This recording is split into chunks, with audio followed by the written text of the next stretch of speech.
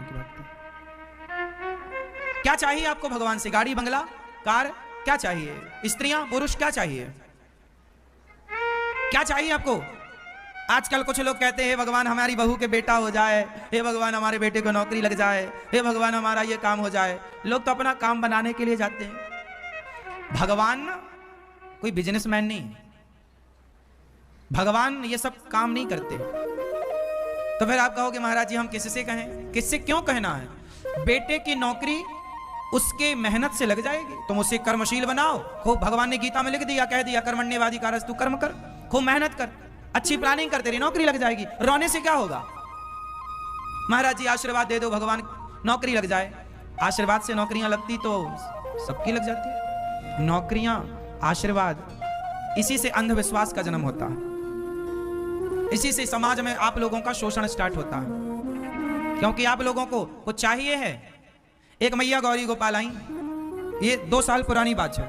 एक मैया गौरी गोपाल आई, बोली महाराज जी हम बहुत दुखी हैं। हमने कहा मैया भगवान की शरण में रहो, भगवान सबका दुख दूर करते हैं। द्रौपदी का दुख किसने दूर किया?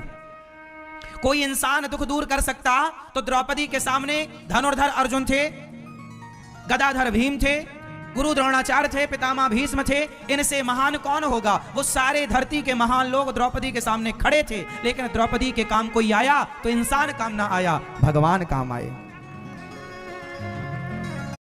सकता है सामान्य जरूरतें इंसान पूरी कर सकता है, लेकिन आगे इंसानों का बस नहीं चलता। जब तुझसे ना सुलझे तेरे उलझे हुए धंधे, तब भगवान के इंसाफ पे छोड़ दे ऐ बंदे। वही तेरी मुश्किल आसान करेगा, जो तू ना कर सका वो भगवान करेगा। एक बार भगवान के तो बनकर जियो, भगवान पे विश्वास तो करो। भगवान के पास भिखमंगे बनकर ही क्यों जाना है? हे भगवान ये दे दो, वो क्यों दे दें? क्यों मांगना है? मांगना ही क्यों है? क्या जरूरत है? जितना है क्या उतने में गुजारा नहीं है? एक मैया मेरे पास आई, महाराज जी हम बहुत परेशान हैं, कोई कृपा करो, आशीर्वाद दो। मैंने कहा मैया भगवान का नाम जपा करो। जिन्होंने द्रौपदी का दुख दूर किया वही तुम्हारा भी दुख दूर करेंगे, उनका नाम जपो। बताओ मैंने सही कहा कि गलत कहा? अब वो मैया नहीं महाराज कोई आशीर्वाद दो। मैंने कहा मैया नारायण, श्रीमन नारायण का जाप करो। वो मैया को मेरे से संतुष्टि नहीं मिली। वो बाहर आई तो बाहर उसे कोई बाबा जी मिल गए। वो अब रोने वाले तो सबके आगे रोते हैं, उन्हें लगता कहीं ना कहीं तो हो ही जाएगा। वो मैया बाबा के आगे रोई। एक सच बाबा मैं बड़ी दुखी हूँ। बाबा बोले चलो तेरा भी दुख दूर करते हैं। बोले खर्चा लगेगा 2500 रुपए का। हाँ हाँ लगेगा, ले लो। उसने 2500 रुपए लिए और ले गया कहीं एक जंगल में, और जंगल में ले जाके उसका मोबाइल, उसका पर्स छीन के उसे 2 थप्पड़ जड़ के भाग गया। हो गया सारा दुख दूर। फिर रोती रोती आई, महाराज जी वो तो पैसे भी लेके भाग गया। वो कोई चोर था, बाबा जी बना घूम रहा था रावण जैसा। रावण भी तो साधु बन के आया, और सीता मां को ही चुरा के ले गया, और उसके पर्स वर सब लेके भाग गया। अब लो, आजकल के लोगों को भगवान पर भरोसा नहीं है। यदि उसे मेरी बात पर भरोसा हो जाता कि भगवान ही दुख दूर करेंगे और भगवान के आश्रित हो जाती, तो उसके साथ ये घटना भी ना घटती और उसका दुख दूर भगवान जरूर करते। लेकिन नहीं, उसे तो नहीं हमें तो कोई तुरंत दुख दूर करो। ऐसे जब तुम्हें दुख दूर कराना है तो दुख दूर करने वाले भी बहुत बैठे हैं, जाओ हो जाएगा। जब तुम लुटने को तैयार हो तो लूटने वाले को दिक्कत क्या है? क्यों जी? तो समाज में जो कुरीतियां फैली हैं वो उसकी कहीं ना कहीं उसके जिम्मेदार आप भी तो हैं। आपको भगवान से प्रेम नहीं है, आपको स्वार्थ है। और दुख याद रखना, दुखों से घबराना मत। इस धरती पर पैदा हुए हो तो दुखों के संग जीना सीख लो। एक आदमी का नाम बता दो जिसके जीवन में दुख ना हो। भगवान राम को भी दुख उठाना पड़ा, दुनिया का दुख हरने वाले भगवान को भी दुख आन पड़ा। किसे दुख नहीं आया? माता सीता को। आप जितनी स्त्रियां बैठी हैं बताओ, आप लोग ज्यादा दुखी हैं या सीता मां के जीवन में ज्यादा दुख था? आपका दुख तो कुछ भी नहीं है उनके आगे, लेकिन आप चिल्लाती हम तो बड़ी दुखी, बड़ी दुखी, बड़ी दुखी। और ये सबसे ज्यादा हमारी मैयाएं लोग परेशान हैं। स्त्रियां ये ज्यादा अंधविश्वास की शिकारी बनती हैं, ये बहुत भागती रहती हैं, इन्हें भगवान पे भरोसा नहीं है। बस एक भगवान के भरोसे रहो। हमें किसका भरोसा है? मोहे तो भरोसो इन चरण। ये भूखा रखें मैं भूखा मर जाऊंगा, ये 56 भोग दे मैं 56 भोग खाऊंगा, लेकिन इन मेरे श्याम सुंदर को छोड़कर कोई मुझे करोड़ों दे, मैं अपने भगवान को छोड़कर कहीं नहीं जाने वाला।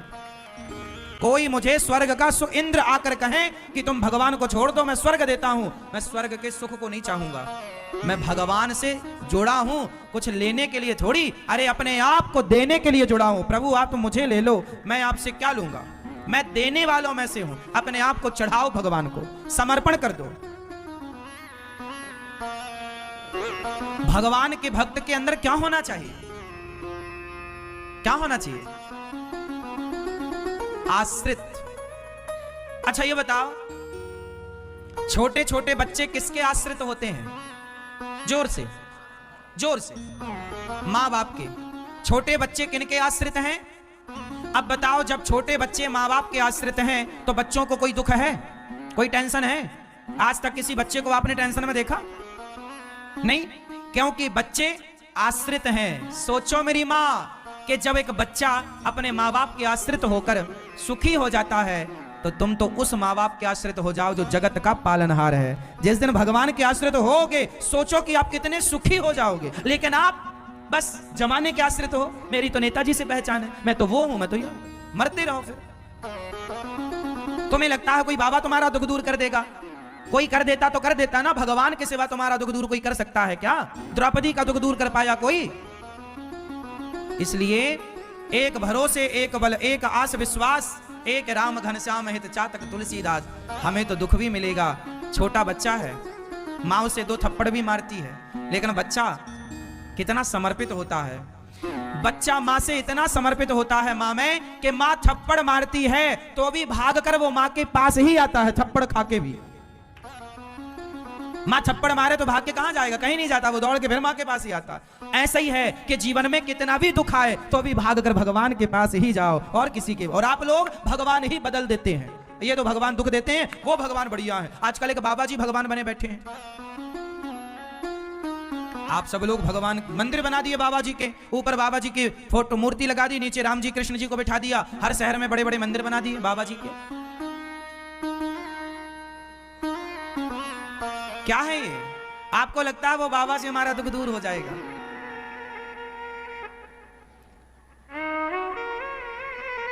ये तो ऐसे ही बात हो गई कि एक पत्नी अपने पति के साथ थी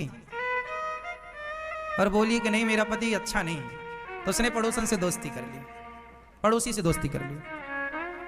अब बताओ, जब पति है आपका तो आपको पड़ोसी को ताक झांक करने की क्या जरूरत है? जो स्त्री अपने पति के होते पराये मर्द को देखे वो नारी सही है? बोलो मेरी माँ। उसी तरह जो अपने भगवान के होते हुए किसी और को भगवान माने वो भक्त सही कैसे हो सकता है? हर आदमी कहीं ना कहीं बंधा हुआ, स्त्रियां भी बंधी हैं और पुरुष भी बंधा है। लेकिन सच्चाई ये नहीं है कि आप बंधे हैं, सच्चाई यह है कि आप बंधे नहीं हैं, बट अपने आप को बंधा हुआ मान रहे। आप बंधे नहीं है मेरी माँ। आप कहते हैं हम संसार से बंधे हैं, पत्नी से, पुत्र से, परिवार से। अच्छा, अभी के अभी यमराज आ जाएं और ले जाने लग जाएं तो क्या आप कहेंगे कि हम जरा बंधे हैं, खोल तो लें? नहीं जी, जैसे हो वैसे ही ले जाएंगे। इसका अर्थ यही है, हम में से कोई भी बंधा हुआ नहीं है, बंधे नहीं है, परंतु अपने आप को बंधा हुआ मानते हैं। कैसे? इसके लिए छोटी सी कथा हम आपको सुनाएंगे जो आपसे जुड़ी हुई है। एक बार क्या हुआ, एक धोबी था। वो धोबी अपने गधे को लेकर के उसके ऊपर कपड़ा रख करके राजा के कपड़े धुलने के लिए धोबी घाट चला गया। रोज तो वो गधे को बांधने की रस्सी लेकर जाता था। आज अकस्मात संयोगवश धोबी रस्सी ले जाना भूल गया। जब वो गधे को लेकर घाट में पहुंचा, कपड़े उतारा तो विडंबना ये कि गधे को बांधे कैसे, क्योंकि रस्सी तो लाया नहीं, रस्सी तो लाए नहीं। अब समस्या ये है बांधे कैसे? तब वहां से एक संत जी गुजर रहे थे। संत जी ने कहा, अरे भाई क्या हुआ? बोले महाराज कोई रस्सी होए तो दे दो, हम ये गधे को बांधने को आज रस्सी भूल गए हैं, जाएंगे तो समय बहुत लग जाएगा। संत जी ने कहा, रस्सी भूल गया है ये बात तुझे पता है, गधे को थोड़ी पता है कि रस्सी तो भूल गया है। गधे को तो तू जहां रोज बांधता था आज भी वहीं बांध दे। बोले कैसे बांध दूं, रस्सी तो है नहीं। संत जी बोले रस्सी से नहीं, आपसे पूछ रहा हूं मेरी माँ, बताओ सबसे बड़ा सुख क्या है? सबसे पूछ रहा हूं आज, सबसे बड़ा सुख क्या है? हा? हा?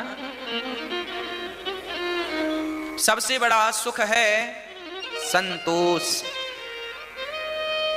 गौधन गज धन बाज धन और रतन धन खान, जब आवे संतोष धन सब धन धूरी समान।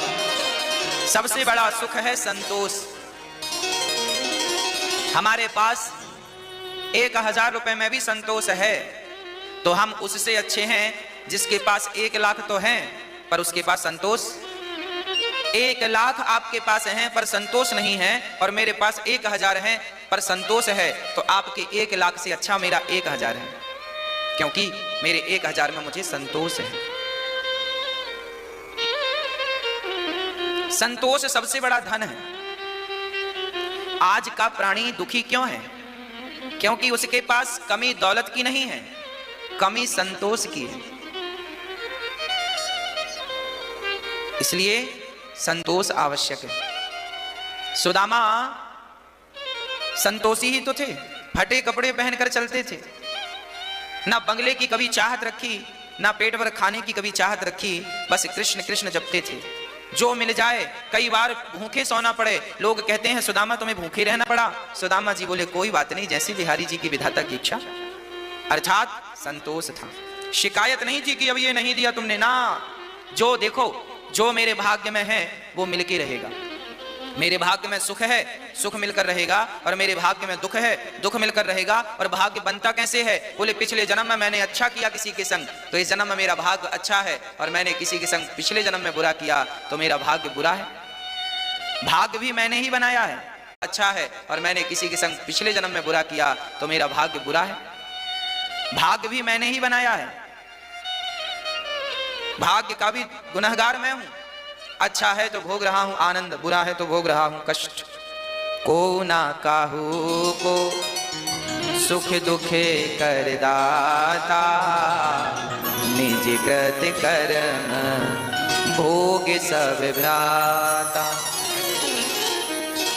को ना काहू को सुख दुख कर दाता, निज कृत कर्म भोग सब भ्राता।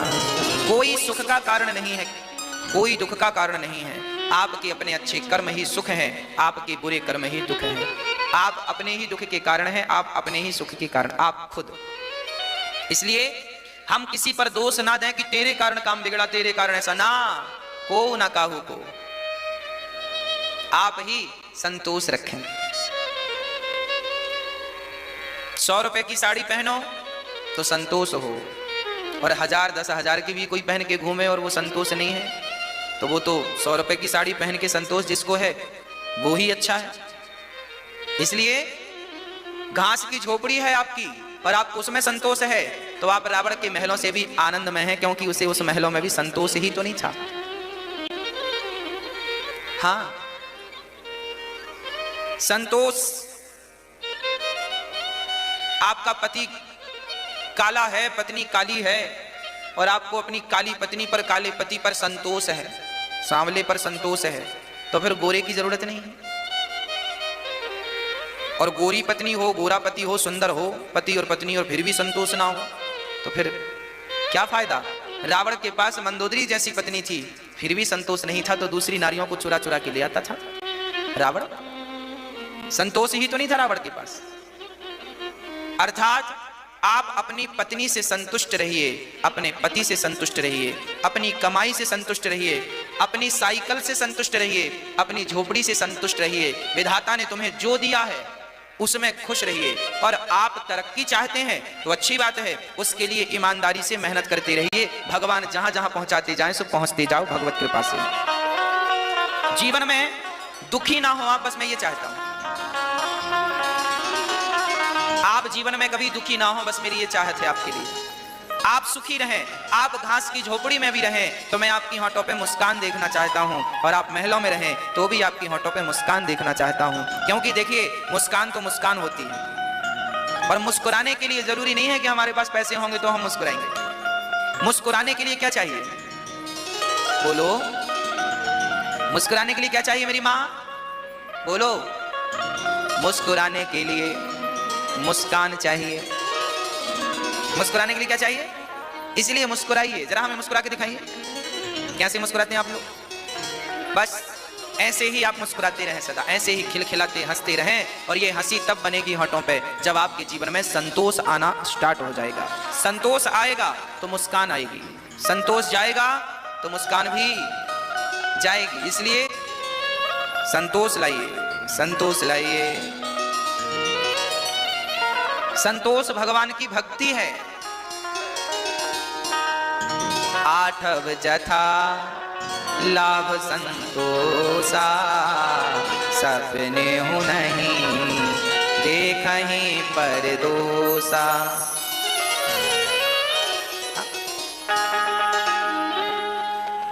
भगवान ने जो दिया है उसमें संतोष, भगवान का धन्यवाद। आज मेरी आंखों में आंसू हैं उसके लिए भी धन्यवाद, और आज मेरी होठों पे मुस्कान है उसके लिए भी धन्यवाद। आंखों में आंसू हो तो शिकायत ना हो, और होठों पे मुस्कान आ जाए तो अहंकार ना हो। नारद जी ने कहा, व्यास जी आप बड़े उदास हैं, बड़े दुखी हैं, बड़े परेशान हैं, आपकी परेशानी का कारण क्या है? तब व्यास जी ने कहा, मैंने 17 पुराण लिख डाले पर शांति का अनुभव नहीं कर रहा हूं।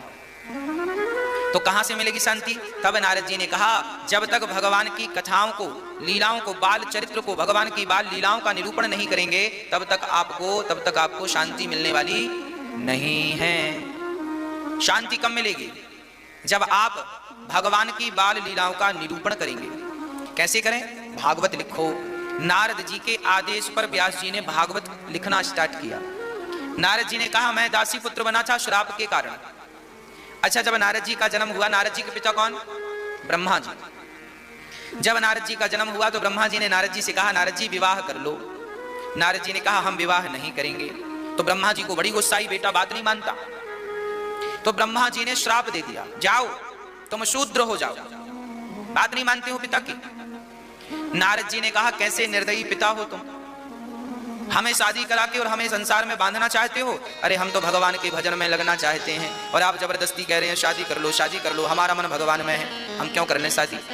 और आपने हमें श्राप दे दिया, तो जाओ हम भी आपको श्राप देते हैं, आपकी 12 कल्प में पूजा नहीं होगी। आज ब्रह्मा जी की पूजा नहीं होती ना कहीं, ज्यादा जोर जोर से बातें नहीं करते। और कई लोगों की आदत होती है, यदि उनको लड़ने का जरा मन है ना, और जेठानी ने कुछ कह दिया, देवरानी ने कुछ कह दिया, सास ने कुछ कह दिया, बहू ने, तो वो धीरे धीरे बातें वो ऐसी बात करेंगे कि पूरा मोहल्ला सुने। जबरदस्ती सुनवाना चाहती हैं, हमें सुने, आओ इकट्ठे हो जाओ, हम स्पीकर लेके खड़ी, आओ आओ आज हमारे घर में महाभारत और आओ तुम भी सुन लो, तुम भी सुन लो। कुछ महिलाएं होती हैं ऐसी, धीरे धीरे बात करती नहीं है, वो चीख चीख के पूरा मोहल्ला सुने, पूरा गांव सुने। पुरुष भी कुछ ऐसे होते हैं, कुछ पुरुष भी ऐसे होते हैं 2 कौड़ी के, धीरे धीरे बात करते ही नहीं, वो पूरा मोहल्ला इकट्ठा कर लेते हैं। हमारे गांव में एक घर था, वो जब अपने बेटे को किसी गलती से मारा करती ना, तो वो मारा भी ऐसे करती पूरा गांव सुने, चिल्ला चिल्ला के। अरे क्या जरूरत है, तुम्हारी जबान ऐसी होनी चाहिए कि तुम्हारी आवाज कमरे के बाहर ना जाए, ये तुम्हारी शिक्षा है, यही तुम्हारे संस्कार है। तुम लड़ाई भी कर रहे हो ना, कुछ बातें भी तुम्हारी हो रही हैं, तो आहिस्ता धीरे धीरे, संस्कार वालों जैसी, कुत्ता बिल्लियों जैसे लड़ने लगते हैं इंसान।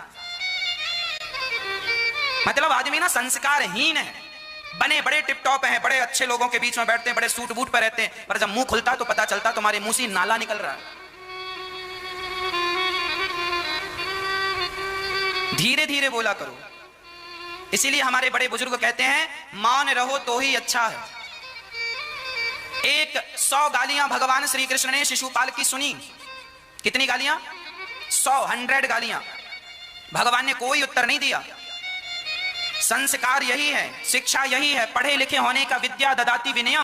नम्रता यदि है आपके अंदर, सहनशीलता है आपके अंदर, तब तो आप पढ़े लिखे हैं, पर केवल डिग्रियां पाई हैं, चरित्र में तो कोई शिक्षा दिख नहीं रही है। कहां बोलना है, कहां नहीं बोलना है, क्या बोलना है, क्या नहीं बोलना, इतना नॉलेज नहीं है, तो फिर काय बात की तुम्हारी शिक्षा? क्यों पढ़े? कैसी पढ़ाई है तुम्हारी? केवल पेट भरने की पढ़ाई है तुम्हारी? जाओ नौकरी करो, 50,000 रुपए कमाओ, 20,000 कमाओ, 1 लाख कमाओ, नौकरी करो, पेट भरो, बस खाओ पियो सो जाओ। ये काम तो गधा भी कर रहा है, खाए पिए सो जाए। गधा भी खाता है, बच्चे पैदा करता है, सोता, तुम भी यही कर रहे हो। आज का आदमी 3 काम करता है, खाता है, सोता है और बच्चे पैदा करता है, और समय बच जाए तो झगड़ा करता है। और यही काम गधे भी कर लेते हैं, यही काम कुत्ता भी करता है। कुत्ता भी खाता है, सोता है बच्चे पैदा करता है, और खाने के बाद थोड़ा ताकत आए ना तो झगड़ा भी करता, बचेगा कैसे? भाव भाव करके बचा लेता। और यही काम तुम भी कर रहे हो, खा रहे हो, सो रहे हो, बच्चे पैदा कर रहे हो, और समय मिल रहा तो झगड़ा कर रहे हो। ये काम तो सुअर भी करते हैं साहब। जरा बताओ कि तुम्हें भगवान ने मनुष्य क्यों बनाया है? मनुष्य बनने का अर्थ क्या है? मनुष्य बड़े भाग्य मानुष तन पावा, फेरत सदा माया कर प्रेरा, काल कर्म स्वभाव गुण घेरा, कबहु की नर करुणा कर देही, देत ईश बिनु हेतु सनेही। बड़े भाग्य से मनुष्य का तन मिला है, इस तन को पाकर ज्यादा लड़ाई झगड़ा ना किया करो। कोई तुम्हें गाली दे दे तो तुम्हें भी गाली देने की जरूरत नहीं है। गालियां वो दे रहा है, वो मुझे, आप लोग मुझे गालियां देंगे तो आपके संस्कार हैं वो, मैं आपको जो दूंगा वो मेरे संस्कार कहलाएंगे। हाँ, आप यदि मुझे गालियां दे रहे हैं तो इसमें मेरा क्या दोष है भाई? आपका स्वभाव है, आप सबको देते होंगे, आप अपनी पत्नी को गाली देते होंगे, अपनी सबको गाली देते होंगे, सो आप मुझे भी गाली, आपका स्वभाव है गाली देना, गाली देंगे, पर मेरा स्वभाव तो नहीं है ना। अब बदले में मैं आपको क्या दूंगा? मैं गाली नहीं दूंगा, क्योंकि आपसे मेरा स्वभाव बिल्कुल अलग है। यदि मैंने भी आपको गालियां दे दी गालियों के बदले में, तो फिर ये बताओ आप में और मुझ में अंतर क्या रह जाएगा? सास ने गालियां दी और बहू ने भी गालियां दे दी, तो फिर बताओ, बहू तो पढ़ी लिखी है ना आज के जमाने की, सास तो चलो कम पढ़ी लिखी है, उसने गाली दे दी तो तुमने भी तो गालियां दी, फिर उसमें और तुम में अंतर क्या रहा? अरे बड़े तो तुम तब बनोगे जब सारी गालियां सुनकर भी चुप रहो। जब तुम चुप रहोगे ना, तब तुम बोलने के अधिकारी हो कि साहब देखो इन्होंने इतनी गालियां दी पर हमने कोई उत्तर, तब तुम श्रेष्ठ माने जाओगे। वाह, आपने ऐसी गालियां खा ली और फिर भी आप संतुलित रहे, चुप रहे, तब आपको समझदार बोला जाएगा। और आप दोनों बालकनी में खड़े होके और जो जोर जोर से गालियां दे रही हूं, मोहल्ला सुन रहा है, इससे ना तुम्हारी रेपुटेशन कम होती है, लोगों को अच्छा नहीं लगता।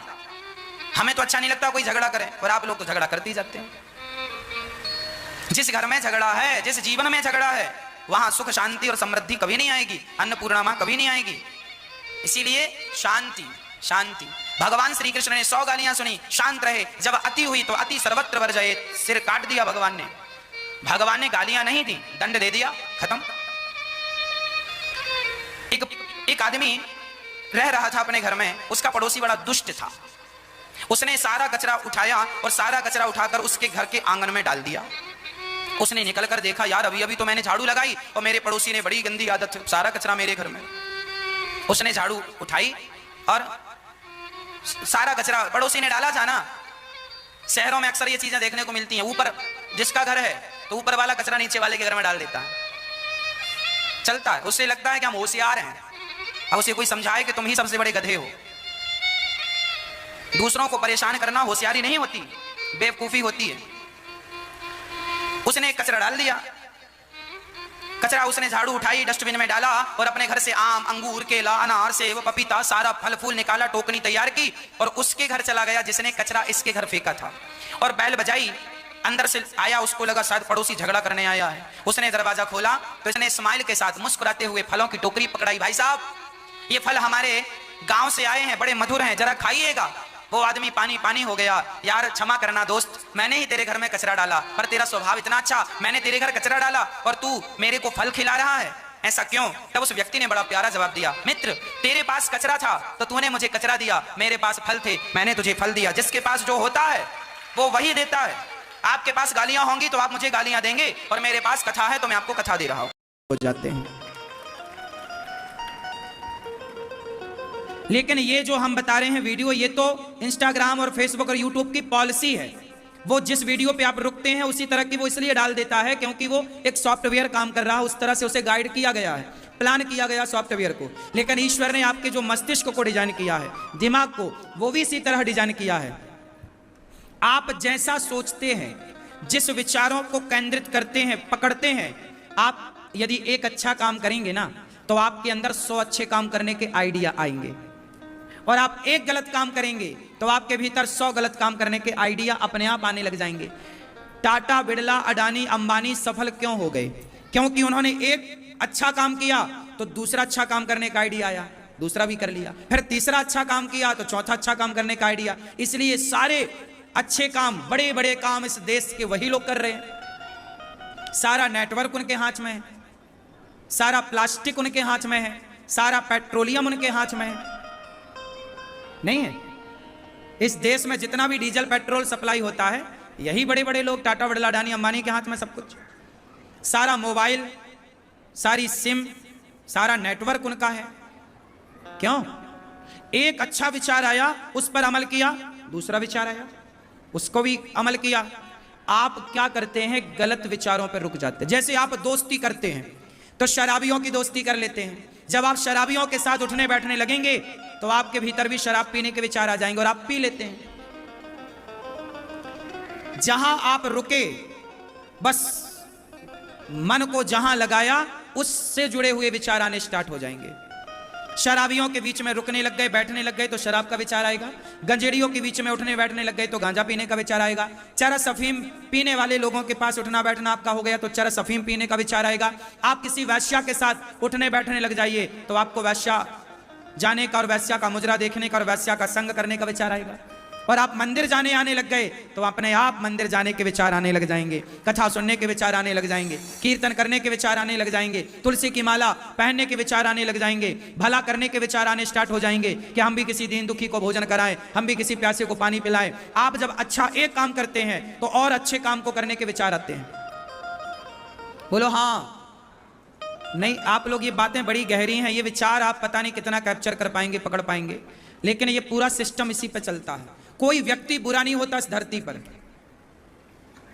वो बुरी जगह उठना बैठना शुरू करता है तो उसके दिमाग में वो थॉट आने लग जाते हैं। वो गलत विचार आ जाने से फिर वो विचारों पर अमल कर लेता है, वो हो जाता है। क्यों? एक बात बताओ,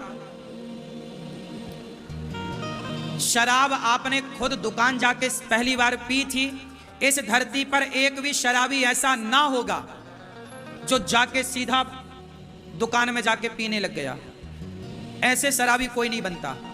सबसे पहले वो शराबियों के टच में आता है, शराबियों की दोस्ती होती है और शराबी लोग उसके लिए पहली बार प्याला तैयार करते हैं। यार मैं तो पीता हूं, तू भी पी, क्या होगा? बॉलीवुड ने बोल दिया मुझे पीने का शौक नहीं, पीता हूं गम भुलाने को। ये आइडिया आ गया, ये आ गया आइडिया कि गम जाएगा, पी लो। यहां से शुरुआत हो गई। फिर क्या हुआ? फिर अपने से खरीद खरीद के पिया। पहली बार तो किसी ने पिलाया, क्यों ऐसी था ना आपके साथ? भैया आप पीते हो शराब? सही बताओ। दुकान जाके नहीं पीते पर कोई पिला देता है एक आध पैक, सही पीते हैं? अच्छा नहीं पीते, बहुत अच्छी बात। तुम पीते हो? पीते हो। पहली बार दुकान जाके पिए थे कि कोई पिलाया था? बोलो, पिलाया था ना। यही होता है, डायरेक्ट कोई शराबी नहीं बनता, कुछ लोग शराबी बनाते हैं, युवा पीढ़ी को बिगाड़ते हैं। देखो ये बच्चों को किसी ने साथ में बिठा के पिलाया और पिया तो फिर पीने लग गया। फिर वही विचार आएंगे कि अब कौन सी वाली पी जाए, कौन सी ब्रांड की पी जाए, किन के साथ पी जाए, वही थॉट आएंगे, वही विचार आएगा। इसलिए कहता हूं संगत से गुण आत हैं, संगत से गुण जाए, लोहा जड़ा जहाज में, पानी में उतराए। संगत से गुण, बोलो मेरी मां, आते हैं। संगति भक्तों की होगी, संगति संतों की होगी, संगति संस्कारी लोगों की होगी तो संस्कार चढ़ेंगे आपके ऊपर, अच्छी बातें दिमाग में चढ़ेंगी। और संगति बुरी भाई कि आप बुरे नहीं हैं, संगति ने आपको बुरा कर दिया। कैकई को संगति ने बिगाड़ दिया, मंथरा की संगति ने। हाँ या ना? जब कैकई बिगड़ सकती हैं गलत संगति से तो तेरा क्या होगा रे कालिया? मैया सो गई क्या मेरी मां? संगति से, मंथरा की संगति से कौन बिगड़ा? माता कैकई। अच्छा, शकुनी की संगति से कौन बिगड़ा? दुर्योधन। इतिहास साक्षी है कि नहीं? सूपनखा की संगति से रावण बिगड़ गया। सूपनखा ने तो आइडिया दिया था, सीता बहुत सुंदर है, चुरा लो। कैसी बहन है, अपने भाई से कह रही है तुम दूसरे की पत्नी चुराओ। रावण ने चुरा लिया, सर्वनाश। तो संगत से गुण आते हैं, संगत से गुण जाए। अच्छा, लोहे ने संगत कर ली पारस मणि की, तो पारस के टच से क्या हो गया लोहा? बोलो, पारस मणि होती है एक, यदि वो लोहे को छू जाए तो लोहा क्या हो जाता है? बोलो मेरी मां, क्या हो जाता है? सोना। लोहा भी सोना हो जाता है यदि संगति पारस की मिल जाए तो। इसलिए कहता हूं, एक बिगड़े हुए व्यक्ति को यदि सत्संग मिल जाए तो वो बिगड़ा हुआ भी सोना हो सकता है, मतलब सुधर सकता है। उसके जीवन में एक बड़ा बदलाव देखने को मिल सकता है। संगत से गुण आते हैं, संगत से गुण। अपने बच्चों को बुरी संगतों से बचाओ, आप जीत जाओगे, और बुरी संगतों से नहीं बचा पाओगे तो आप हार जाओगे। बच्चे बुरे नहीं होते, संगति बुरी होती है। क्यों? बात सही है। कसाई के घर का बच्चा बचपन से ही बकरा काटना सीख जाता है, और पंडित जी के घर का बच्चा बचपन से ही भगवान की आरती उतारना सीख जाता है। सिखाना नहीं पड़ता, ये संगति है। कसाई के घर का बच्चा बचपन से क्या सीख लेता है? काटना गर्दन, हाँ या ना? और आपकी दादी अम्मा पूजा पाठ करती है, तुम्हारा छोटा पोता भी आरती लिए घूमता रहता है, घंटी बजाता रहता है। दादी पूजा करती है तो बच्चा भी पूजा करने लग जाता है। दादी फूल चढ़ाती है, वो भी फूल चढ़ाने लग जाता है। दादी मंदिर जाती है, वो भी मंदिर जाने लग जाता है, हाँ या ना? संगत से गुण आते हैं, संगत से गुण। इसलिए ये दास अनिरुद्ध आपसे कहेगा कि आप अपनी संगति बेहतर करो, संगति ठीक करो। मुझे भी सबसे पहले गौरी गोपाल आश्रम बनाने के पहले एक विचार ही आया था।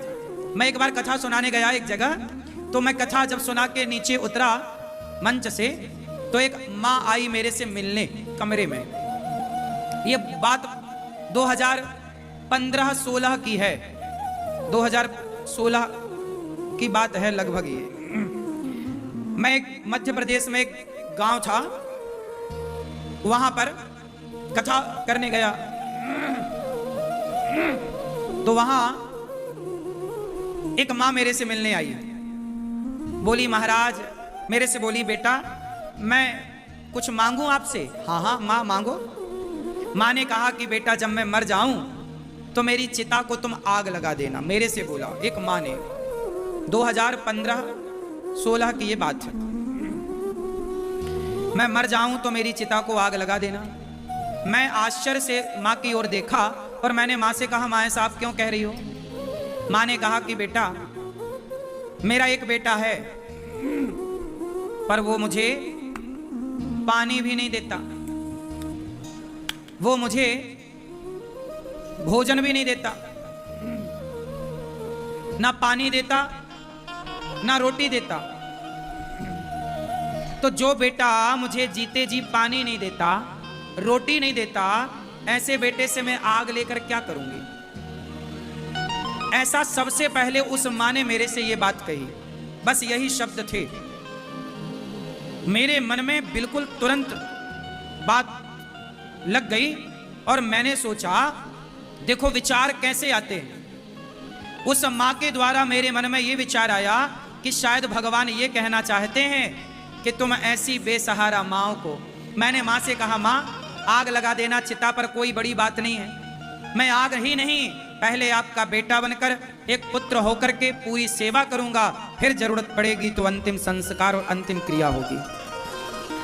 मुझे लगा कि भगवान शायद इस माँ से ये कहलाना चाहते हैं कि तुम बेसहारा माँ का सहारा बनो। उन माँ से मुझे ये भगवान की प्रेरणा से विचार आया कि मुझे इन माँओं की सेवा करनी चाहिए। और तब से मैंने विचार किया कि मैं अब एक गौरी गोपाल की स्थापना करूंगा जहां ऐसी बेसहारा माँओं की सेवा करूंगा। ये मेरा पहला विचार था।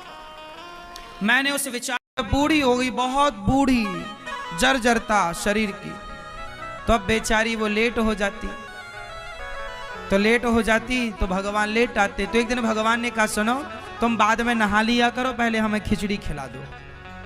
तो वो जैसे ही उठती तो वो पहले चूल्हा सुलगा करके वो खिचड़ी चढ़ाती और दातून करती जाती, दातून करती जाए और खिचड़ी बनाती जाए। एक तरफ उसकी दातून मुखारी हो जाए, वो खिचड़ी तैयार हो, और पहले भगवान को बुलाए, जगन्नाथ आइए, मेरे नाथ आइए, मेरी खिचड़ी का भोग लगा जाइए। तो जगन्नाथ जी आए, माँ के मुंह पे गोदी पे बैठे और माँ के हाथ से खाएं और माँ मुंह पोंछे, पानी पिवाए और भगवान चले जाएं। कभी लेट होती ना